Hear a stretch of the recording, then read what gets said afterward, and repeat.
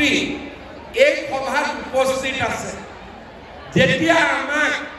পঢ়া শুনা কৰি মেট্ৰিক পাছ কৰি দেউতাই যদি আমাক কয় যে মইতো কলেজত পঢ়াব নোৱাৰো কাৰণ মোৰ আৰ্থিক সচ্ছলতা নাই হ'ব পাৰে সঁচাকৈ মোৰ দেউতাৰ হয়তো তেনেকুৱা অৱস্থা নাই যে ঘৰৰ আটাইকেইগৰাকী ভাই ভণ্টি কলেজত পঠিয়াবৰ কাৰণে মই আমাৰ ছাত্ৰীসকলক অনুৰোধ কৰিম যে আমি দেউতাৰ প্ৰতিও সন্মান জনাম কিন্তু লগতে আমি কম যে দেউতা এতিয়া মোৰ পঢ়াৰ খৰচ তুমি চিন্তা কৰিব নালাগে কলেজত মই এডমিশ্যন ল'ম এডমিশ্যনটো এক পইচা নিদিয়াকৈও কলেজত এডমিশ্যনৰ কাম মামাই আমাৰ সকলোৰে বাবে কৰি দিছে কলেজত এডমিশ্যন ল'বৰ বাবে আমি 1 টকাও দিব নালাগে লগত আমি এইটোও কম যে মামাই কলেজত বিনামূলীয়াকৈ এডমিশ্যন কৰি দিছে লগতে প্ৰত্যেক মাহৰ 10 তাৰিখে মামাই মোৰ বেংকৰ একাউণ্টত 1000 টকা পঠাই দিব গতিকে মোৰ স্কুলত অহা যোৱাৰ খৰচো তুমি চিন্তা কৰিব নালাগে দেউতা মই ভাল পাব যে অন্তত মোৰ ছোৱালীজনীৰ দায়িত্ব মামাই লৈছে ল'ৰাজনক মই নিজে ভাল কৰি পঢ়ুৱাম ইয়াৰ পিছত আমি যেতিয়া হায়াৰ সেকেন্ডাৰী পাছ কৰি মেডিকেল পঢ়িব খুজিম ইঞ্জিনিয়াৰিং পঢ়িব খুজিম কোনোবাই দিল্লীত যাব খুজিব কোনোবাই বিএ পঢ়িব এপিএছ এছিএছ হ'ব খুজিব আকৌ দেউতাই ক'ব যে মা তুমি সোনকালে বিয়া হ'ব লাগে কাৰণ কলেজত মই গোটেইকেইজন ভাই ভণ্টি পঢ়ুৱাব নোৱাৰো তেতিয়া আমি আকৌ এবাৰ উত্তৰ দিম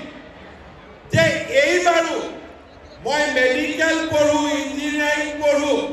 নগাঁও কলেজত পঢ়ো কলিয়াবৰ কলেজত পঢ়ো মোৰ এডমিশ্যনৰ যি 10,000 টকা মোক লাগে এই টকাও মোক মামাই দিব তুমি চিন্তা কৰিব নালাগে কলেজত মোৰ এডমিশ্যন মই বিনামূলীয়াকৈ কৰিম আৰু তাৰ পিছত আমি আকৌ দেউতাক কম যে দেউতা 11 আৰু 12 মামাই মোৰ বেংক একাউণ্টত 1000 পঠাইছিলে এতিয়া মই ডিগ্ৰী পালো মেডিকেল পালো ইঞ্জিনিয়াৰিং পালো এতিয়াৰ পৰা মামাই মোৰ বেংক একাউণ্টত 1250 টকা প্ৰত্যেক মাহৰ 10 তাৰিখে পঠিয়াব আমি বুজি পালো নে নাই সকলোৱে বুজি পালো নে নাই পালো যদি অলপ ডাঙৰকৈ ক'ব লাগিব পালো ইয়াৰ পিছত আমি ডিগ্ৰী পাছ কৰিলো ডিগ্ৰী পাছ কৰাৰ পিছত আমি ইউনিভাৰ্চিটিত যাব লাগে ইউনিভাৰ্চিটিত পঢ়িবৰ কাৰণে খৰচ কিন্তু বেছি লাগে তেতিয়া দেউতাই ক'ব যে মা 11-12 মামাৰ লগত মিলি মই পঢ়ুৱালো ডিগ্ৰীও মামাৰ লগত মিলি মই পঢ়িয়ালো এতিয়া অন্ততঃ বিয়া হ'ব এতিয়া আৰু বিয়া হ'বৰ কাৰণে মানা নকৰিবি এইবাৰ আমি উত্তৰ দিম যে দেউতা মই বিয়া নহবৰ কাৰণে মামাই আৰু নতুন কাম এটা হাতত লৈছে তেতিয়া দেউতাই সুধিব কি কাম হাতত লৈছে যে ইউনিভাৰ্চিটিটো মোৰ এডমিশ্যনটো বিনামূলীয়া হ'বই এইবাৰ মামাই মোৰ বেংক একাউণ্টত 1250 টকা নিদিয়ে এইবাৰ মামাই মোৰ বেংক একাউণ্টত 2500 টকা কৰি প্ৰত্যেক মাহত দিব তেতিয়াতো আৰু দেউতাই বিয়া দিব নোৱাৰে গতিকে আমি নিযুত মইনা আঁচনিৰ জৰিয়তে কোনো দেউতা মা যাতে ছোৱালী সোনকালে বিয়া নিদিয়ে পঢ়া শুনা কৰাই ঘৰখনৰ কাৰণে ভাল খবৰ লৈ আহিব পাৰে পঢ়া শুনা কৰি তাৰ কাৰণে আমি চেষ্টা কৰিছো মোক ল'ৰাবিলাকে কৈ আছে মামা আমাৰ কাৰণে একো নাই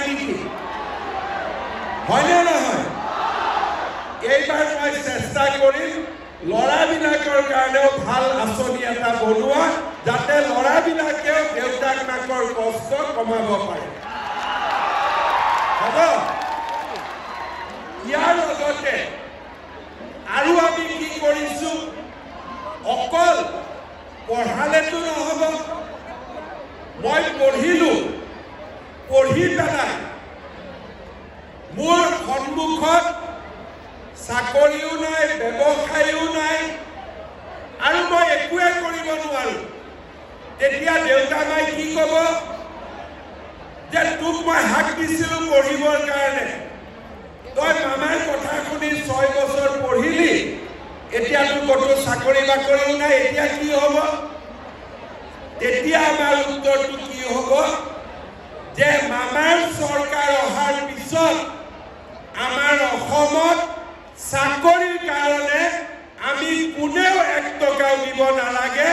মাত্ৰ পঢ়া শুনা কৰিলে আমি চৰকাৰী চাকৰি পাব পাৰো যোৱা 3 বছৰত আমি প্ৰায় 1.5 লাখ ল'ৰা ছোৱালী 1 টকা নোহোৱাকৈ আমি চৰকাৰী চাকৰি দিছো আগতে ডিএসপি মেজিষ্ট্ৰেট ধনী মানুহৰ ল'ৰা হৈছিলে মন্ত্ৰী এমএলএ খুলখালিয়েকে মেজিষ্ট্ৰেট হৈছিলে ডাঙৰ ডাঙৰ অফিচাৰৰ ল'ৰা ছোৱালীয়ে মেজিষ্ট্ৰেট হৈছিলে ডিএসপি হৈছিলে এতিয়া মামাৰ চৰকাৰৰ দিনত আমাৰ গাঁৱৰ তৰকাৰী বেপাৰী ল'ৰা ছোৱালীয়ে এছিএন হয় মেজিষ্ট্ৰেট হয় ডিএসপি হয় চব্জি বেপাৰী ল'ৰা ছোৱালী ঠেলা চালক ৰিক্সা চালকৰ ল'ৰা শিক্ষক শিক্ষয়িত্ৰী হয় চৰকাৰী চাকৰি পায়